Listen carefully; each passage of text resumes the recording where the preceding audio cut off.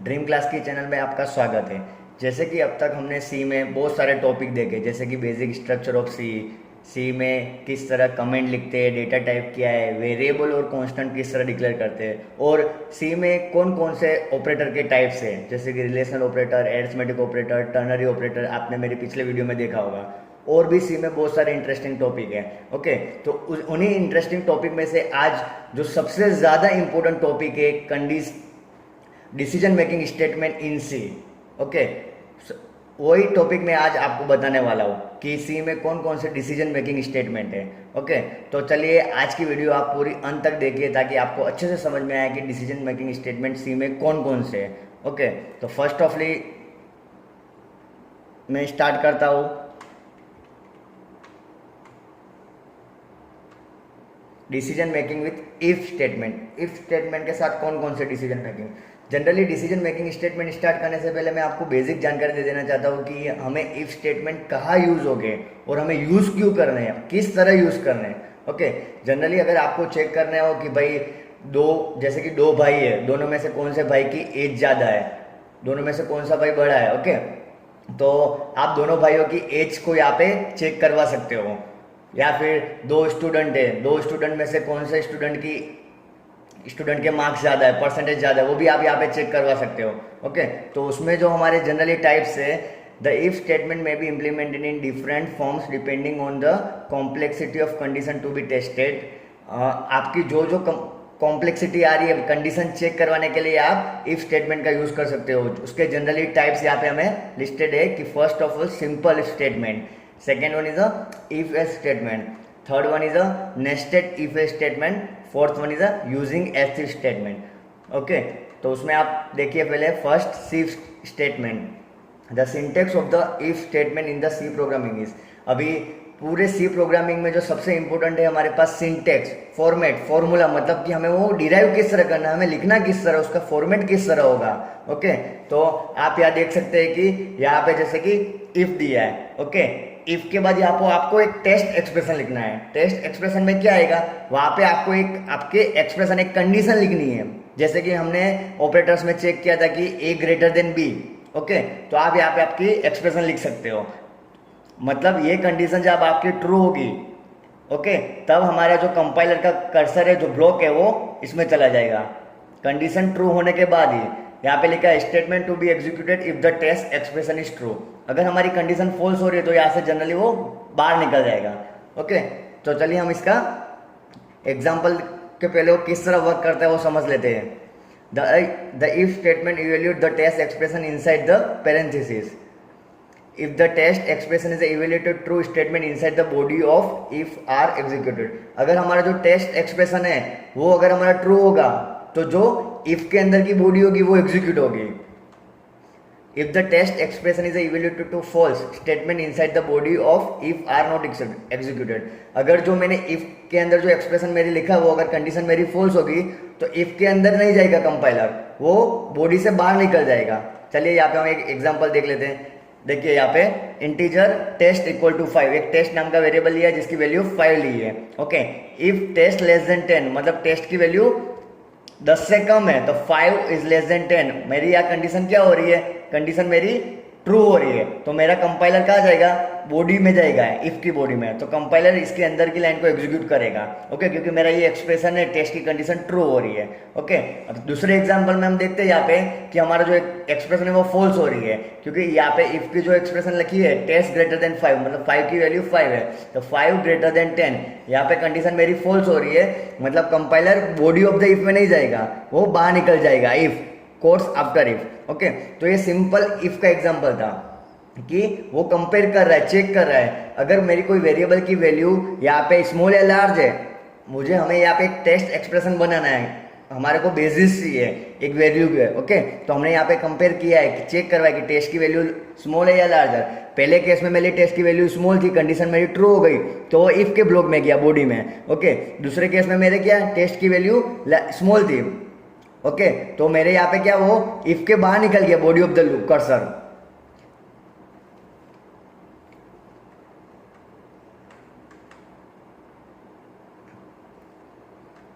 चलिए हम इसको एग्जांपल से और ज़्यादा अच्छी तरह के समझते हैं। देखिए यहाँ पे एक एग्जांपल लिया है जनरली कि to display the number is negative. तो मेरे जैसे कि 2 requirement necessary file studio.h conio.h वो इंक्लूड करवा दी है, वॉइड में प्रोग्राम का स्टार्टिंग पॉइंट है और उसमें एक नंबर लिया है। ओके, उसके बाद CLR SCR यूज़ किया है, क्लियर स्क्रीन, क्योंकि जो हमारे लोकल वेरिएबल है उसके बाद हमें क्लियर स्क्रीन करनी पड़ेगी, नहीं तो हमें गार्बेज वैल्यू आउटपुट में डिस्प्ले होगी। उसके बाद प्रिंटफ में मैंने एक मैसेज प्रिंट करवाया है, एंटर एन इंटीजर। ओके, उसके बाद स्कैनफ हमारा जो एक फंक्शन है जो हमें कंसोल के द्वारा आउट इनपुट लेने में मदद करेगा। तो मेरे को नंबर का जो वेरिएबल वो मैं इनपुट लूँगा।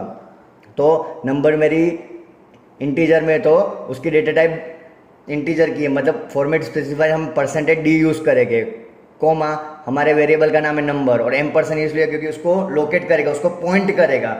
ओके, यहाँ मैंने कमेंट मारी है true if the number is less than 0। Comment क्या होती है मेरी, आप पिछली वीडियो में जाके देख सकते हैं। कमेंट क्या है, कंपाइलर इसे इग्नोर करेगा और यहाँ पे हमें खुद को भी समझा रहा है कि हम इस लाइन में क्या कर रहे हैं। ओके, मतलब क्या कि ट्रू कब होगा, जब लेस देन 0 से होगा। ओके, अब मैं जो भी नंबर इनपुट करूंगा वो 0 से छोटे होने चाहिए, तो ही अगर ये कंडीशन ट्रू हो रही है, एक्सप्रेशन ट्रू हो रही है, तो ही printf you enter the %d/n number. मतलब अगर आप 0 से छोटे नंबर डालोगे माइनस में, तो आपका आउटपुट आएगा यू एंटर द जो भी नंबर डालो, जैसे कि सपोज मैंने -5 डाला था, -5 लेस देन 0। ओके, मतलब ये प्रिंट करेगा, उसके बाद कर्सर यहाँ बाहर निकलेगा, उसके बाद नेक्स्ट लाइन में प्रिंट करेगा the if statement is easy, फिर आउटपुट डिस्प्ले करेगा। देखिए यहाँ पे 2 आउटपुट हमें प्रिंट किए, जैसे कि मैंने फर्स्ट ऑप्शन में -2 एंटर कर रहा हूँ, तो you enter -2 the if statement is easy. मतलब पहले केस में मेरी यहाँ पे कंडीशन ट्रू हो रही है, तो यू एंटर्ड -2। ओके, उसके बाद कंपाइलर ने ये ट्रू स्टेटमेंट वाला एक्सप्रेशन प्रिंट करके बाहर आ रहा है वो। अगर आप यहाँ पे 0 से नंबर ज़्यादा डालते हैं, जैसे कि मैंने 5 डाला है, ओके, तो 5 मेरा क्या है, 5 मेरा यहाँ पे कंडीशन मेरी फॉल्स हो रही है, क्योंकि 5 लेस देन 0 ये कंडीशन फॉल्स हो रही है, तो कंपाइलर सीधा बॉडी के लूप के अंदर नहीं जाएगा, बाहर निकल जाएगा। तो उसमें आउटपुट क्या आएगा, the if statement is easy.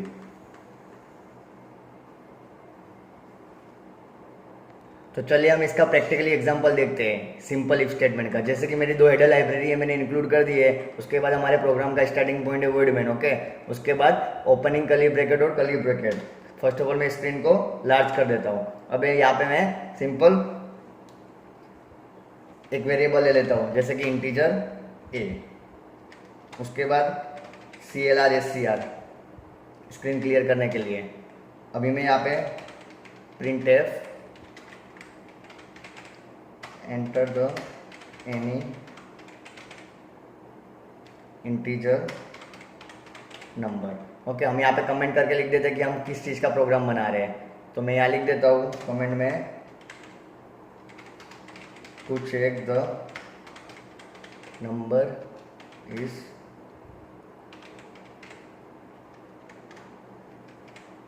Negative. Okay, अब यहाँ पे मैंने enter the any integer number, उसके बाद सेमीकोलन कर दिया टर्मिनेट करने के लिए।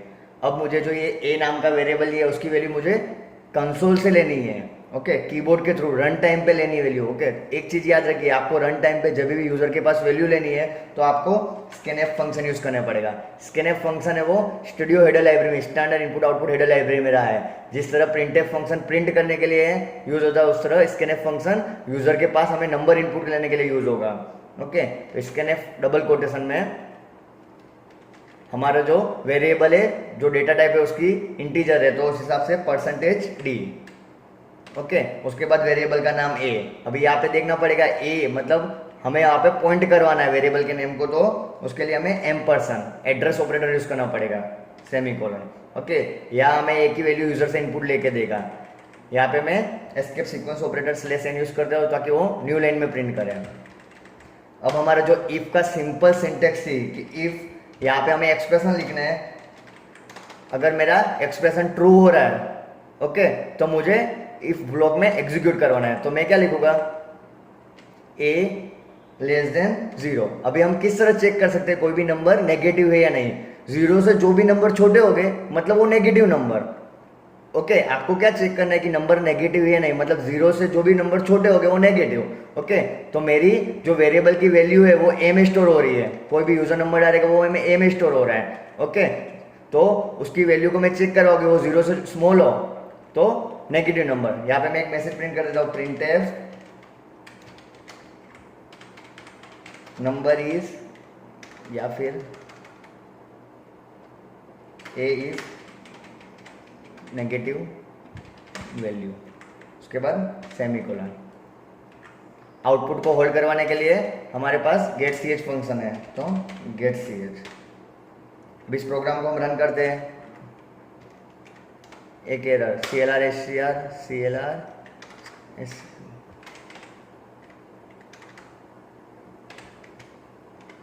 Okay, enter the any integer number, जैसे कि मैं -4 डाल रहा हूँ, ओके, तो ए इज अ नेगेटिव नंबर। अभी आप देखिए यहाँ पे, मतलब मैंने यूजर के पास एंटर ए की वैल्यू इनपुट करवाई। अब मैं इसको आपको कंपाइलिंग समझाता हूँ। पहले क्या कर रहा है, कंपाइलर ए पे आया, इंटीजर ए पे, क्योंकि स्टार्टिंग पॉइंट यहाँ पे मेन में है, फिर स्क्रीन क्लियर कर दी, फिर enter the any integer number, तो उसने एज इट इज प्रिंट कर दिया, ओके। फिर स्कैनएफ में गया, स्कैनएफ में उसने ए की वैल्यू इनपुट की, तो हमने यहाँ पे ए की वैल्यू -4 इनपुट की। अब यहाँ पे चेक कर रहा है -4 < 0, मतलब ये कंडीशन मेरी ट्रू हो रही है।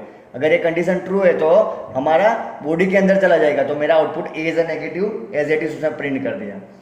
अब हम इसको दूसरे सिनेरियो में समझते हैं कि अगर मेरी कंडीशन फॉल्स हो रही तो किस तरह हो रहा है।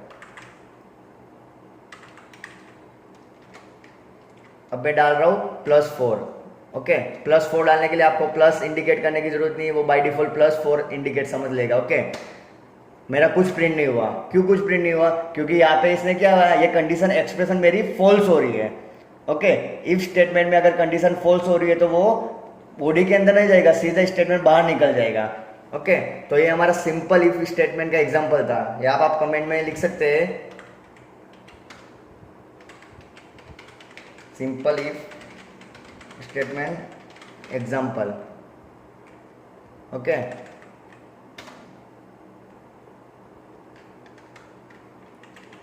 Simple if statement example. अभी मुझे यहाँ पे प्रिंट करना है कि मैंने जो नंबर इनपुट किया है वही नेगेटिव है, तो आप यहाँ पे सिंपल इसको रिप्लेस कर सकते हैं कि कोमा ए। यहाँ पे आपको वेरिएबल की वैल्यू प्रिंट करनी है, सिंपल %d।